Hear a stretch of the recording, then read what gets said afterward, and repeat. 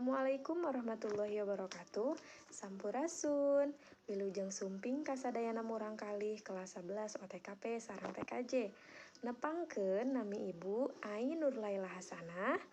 Ibu ngampu mata pelajaran bahasa Sunda di kelas 11. Sebelum ke materi pembelajaran, alangkah baiknya kalian mengetahui dulu kontrak pembelajaran bahasa Sunda bersama Ibu.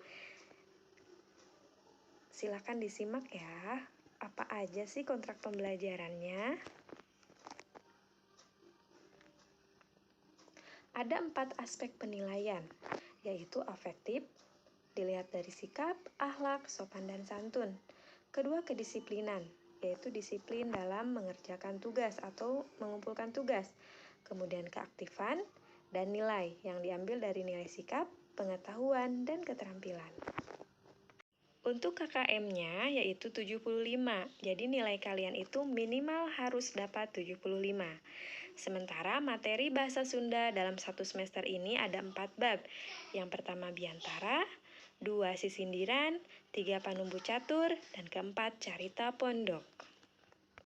Selanjutnya, media pembelajaran yang akan Ibu gunakan untuk menyampaikan materi terhadap kalian. Yang pertama Edmodo, yang kedua YouTube, yang ketiga Google Form. Atau bisa aja nanti ada media pembelajaran lainnya disesuaikan dengan situasi dan kondisi. Untuk selanjutnya, walaupun kalian belajar dari rumah, tetap harus memperhatikan protokol kesehatan. Jangan lupa makan makanan yang bergizi, olahraga teratur, dan istirahat yang cukup.